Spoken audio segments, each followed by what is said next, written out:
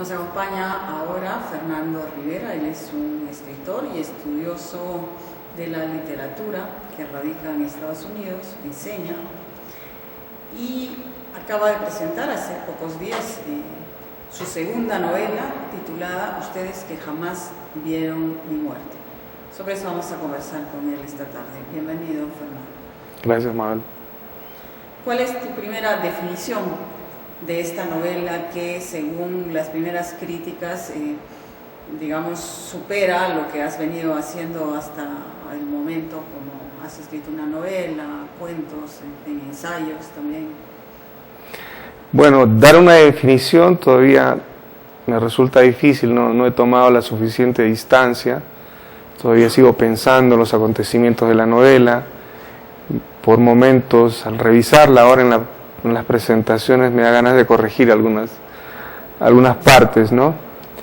Pero yo diría que es una novela que gira a dos niveles, ¿no? Por un lado es la búsqueda de la verdad con respecto a unos asesinatos, pero también hay una búsqueda interior de los personajes, ¿no? Con respecto a qué pasó en su vida y en los últimos años de su vida, ¿no?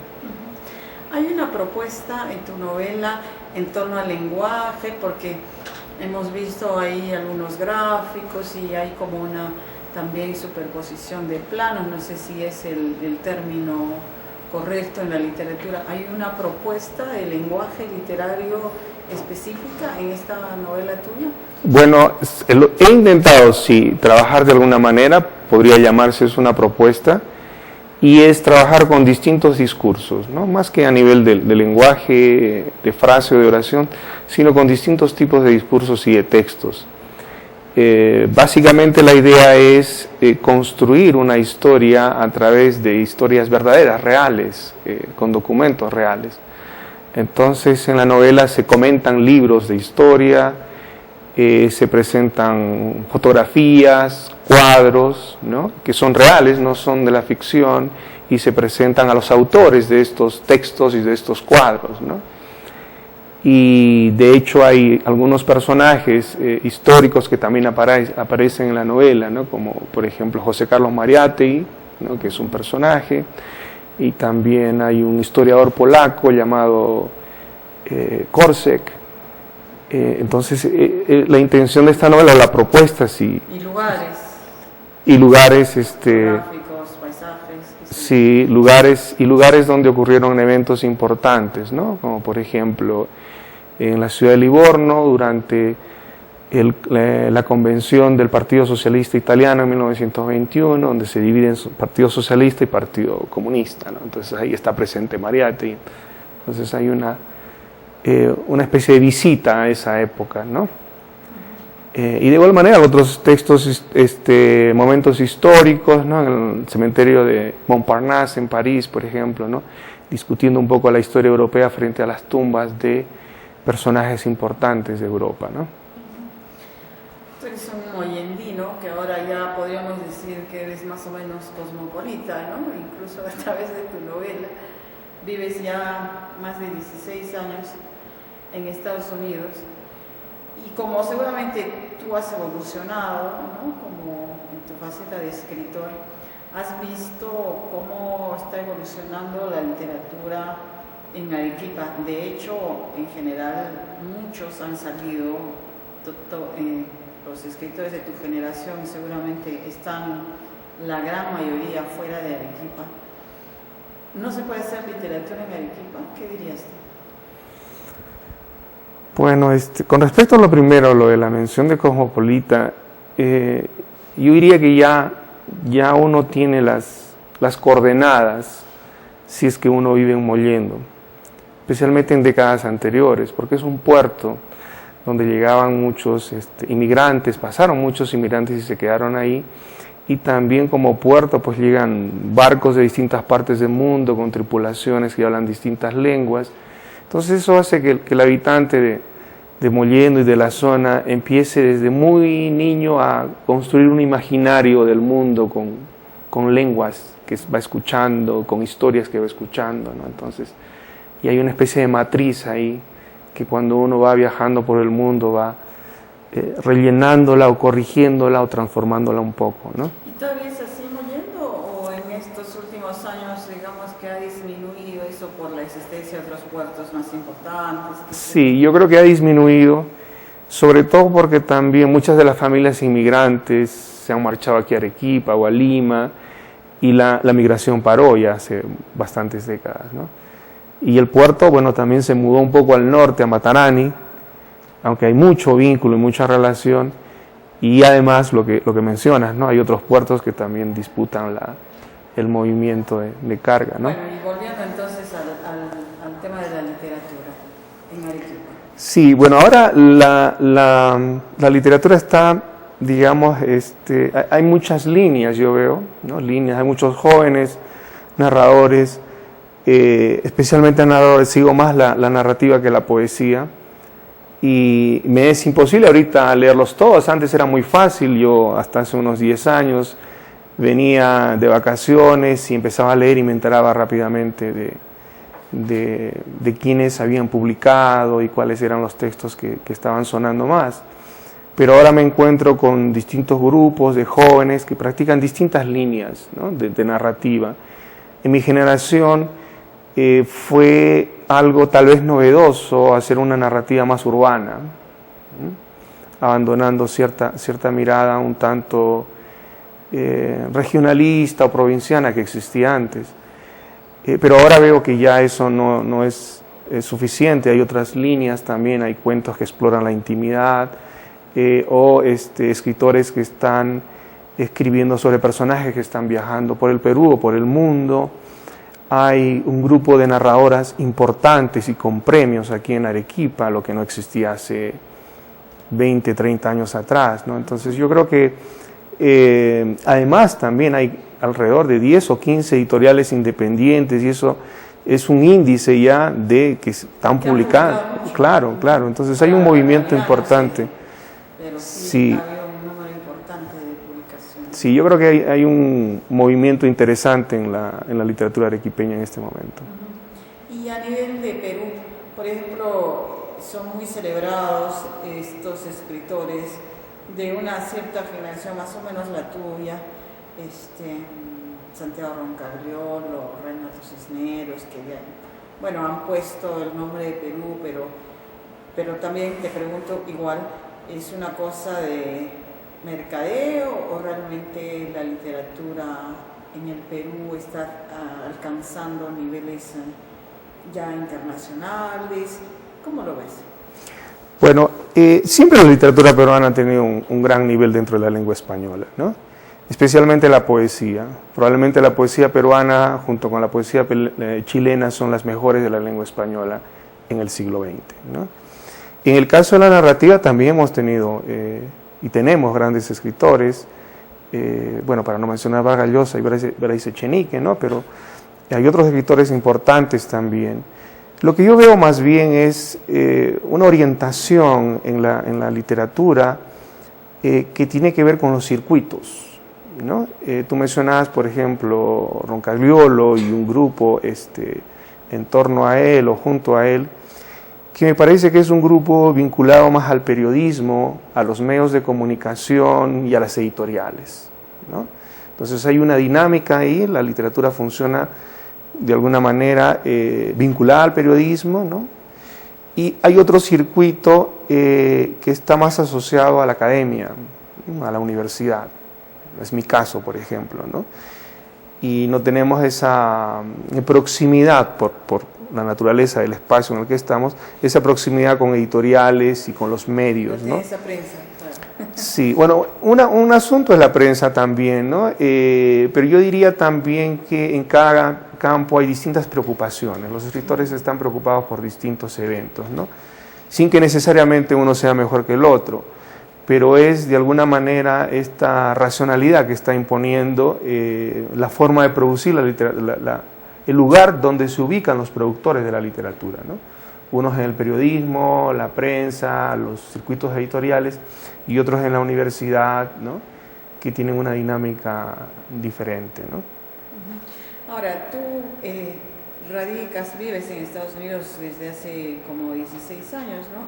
Enseñas en una universidad allá, la Universidad de Tulane, y vienes con mucha frecuencia o cada año a Arequipa y al Perú, ¿no? Entonces, probablemente eso te ha permitido comparar.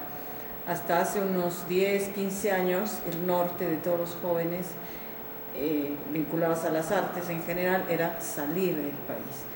Ahora, a nivel de jóvenes que se dedican a hacer pequeñas empresas, ya no es una aspiración salir del país. Incluso han vuelto muchas personas al Perú desde que hay un cierto crecimiento económico y mejores oportunidades. Entre los artistas o entre los literatos, ¿eso ha cambiado? ¿Ya no quieren irse al Perú o eso todavía sigue siendo una meta? Yo diría que hay dos aspectos ahí, ¿no? Por un lado está el aspecto personal de un escritor, un artista y también de cualquier otro ser humano en otra actividad, que es la de viajar, ¿no? Viajar y conocer mundo, ¿no? No necesariamente ir a los grandes centros de cultura del mundo o así llamados, ¿no? Sino en general tener la experiencia del viaje, del desplazamiento, de conocer otras regiones, otra gente, ¿no? Eso por un lado. Y por otro lado hay también una migración a ciertos centros culturales, ¿no? Que un tiempo fue París, por ejemplo, y luego fue España, Madrid, Barcelona, ahora es más o menos Nueva York, ¿no? Pero yo diría que eso tiene un peso menor de lo que tenía antes, ¿no? Ahora estamos más comunicados. No necesitamos estar viajando o viviendo en el extranjero para escribir mejor, ¿no? Para acceder también a... Para acceder, digamos, a ciertos circuitos editoriales, ¿no? Pero sí, yo creo que es necesario viajar como cualquier otro ser humano por la experiencia de vida, ¿no? La experiencia vital. Para un sí. escritor, esa experiencia es fundamental, dirías tú. No es fundamental, ¿no? Sí, tenemos el caso de Borges, por ejemplo, que a los 20 años regresó a la Argentina y no volvió a salir hasta los 60 años, que es el periodo donde hizo, digamos, toda su obra prácticamente, ¿no? Entonces no creo que sea una condición, ¿no? Yo creo que cada uno, no hay un recetario, no hay un decálogo para seguir y cómo convertirse en escritor, al menos yo no creo en eso. Cada uno va construyendo su propio camino, ¿no? De acuerdo a la historia que le toca vivir, al lugar desde donde empieza a caminar y a las características personales de su subjetividad, ¿no? Y la educación en general, ya no solo, digamos, en la literatura. Todos los candidatos presidenciales o los presidentes siempre hablan de la educación como la clave para salir del subdesarrollo, para mejorar, bla, bla, bla. Pero generalmente no pasa de eso, ¿no? Hay esfuerzos focalizados donde se han logrado buenos niveles, ¿no? Pero no es la situación en el Perú. Entonces, ¿cuál es la distancia realmente? Por ejemplo, cuando tú llegaste a los Estados Unidos, como muchos dicen, no voy a saber nada, ¿no? Aquí voy a pagar pato porque todo el mundo debe estar muy por encima de mí, aunque los esfuerzos individuales suelen, claro, paliar eso. Pero ¿cuál es la situación en general, la diferencia que ves? Hay una gran diferencia. El Estado peruano se ha caracterizado por su casi completa falta de apoyo a la cultura, en primer lugar, ¿no? Es uno de los estados que menos apoya a la cultura en Latinoamérica, teniendo una gran tradición cultural en todos los sentidos, artística, literaria, ¿no? Eso por un lado. Y por otro lado también el apoyo a la educación siempre ha sido más que insuficiente, muy poco. Y yo creo que uno de los factores para esa falta de apoyo ha sido la falta de integración en el país, ¿no? Entonces las clases dominantes a lo largo de la historia del país no se han preocupado por todos los habitantes del país, porque no era un país integrado. Entonces se han preocupado nada más por lo que está más próximo a sus intereses, ¿no? Y una muestra, una señal de esto es que también tiene que ver un poco con los tiempos actuales, porque hay tantas escuelas privadas en el Perú. Lucrando o no, pero hay tantas escuelas privadas. Entonces eso quiere decir que, digamos, el Estado no responde, ¿no? Y si consideramos el caso de Argentina, Uruguay, Colombia, donde, digamos, el sistema estatal incluye a la mayoría de la población, ¿no? Y además con un nivel educativo muy superior al peruano, ¿no? Y en el nivel universitario, que ahora es objeto de debate todavía, porque hay una nueva ley que algunos todavía se resisten a acatar, seguramente tiene defectos, pero muchos pensamos que es un paso, ¿no?, de lo que estaban en nuestras universidades. ¿Qué te parece a ti el nivel universitario? Sí, bueno, yo creo que había que hacer un cambio de todas maneras. He escuchado comentarios sobre la ley, críticas a la ley, que es insuficiente o que podría haber sido hecha de otra manera, pero en general, considerando esas críticas, yo creo que la ley ayuda, es un paso adelante. Va a obligar a elevar, me parece, los niveles académicos, pero sobre todo a reorientar un poco al menos, la universidad hacia la investigación, ¿no? En el Perú, como muchos lugares de Latinoamérica, en esto no somos los únicos, hay una especie de perversión o tergiversación de lo que es la universidad, ¿no? La universidad, en el modelo kantiano, que fue el modelo de la universidad moderna, fue diseñada para producir conocimiento para la sociedad. Ese fue el fin de la universidad, ¿no? Entonces en Latinoamérica, por lo general, se convirtió no en un lugar de producción de conocimiento, sino en un lugar de enseñanza, ¿no? A tal punto que hay muchos profesores universitarios, ¿no?, que ven la investigación como un acto completamente complementario, incluso no se conciben a sí mismos ni al espacio universitario como lugares de investigación, ¿no? No producen, solo replican, digamos. Replican, claro, y eso va contribuyendo, ya contribuye históricamente a esta dependencia del conocimiento, que es otra de las formas de dominación que ha tenido siempre el mundo occidental sobre el resto del planeta, ¿no? Es decir, no solamente ha sido una especie de hegemonía en el campo de la economía y de la política o militarmente, sino también en el campo del conocimiento, ¿no? Entonces, en los mapas globales hay los países que son los productores de conocimiento y los países que son consumidores de conocimiento, ¿no? Y así como está tergiversada la universidad peruana, contribuye a reforzar esa jerarquía, ¿no? Muy bien, Fernando. Bueno, muchas gracias por estar con nosotros. ¿Dónde podemos conseguir tu novela, Ustedes que jamás vieron mi muerte? Bueno, la están vendiendo en la librería de la UNSA. Muy bien. Gracias por la invitación. Alma mater. Sí, mi alma mater. Gracias. Gracias a ti.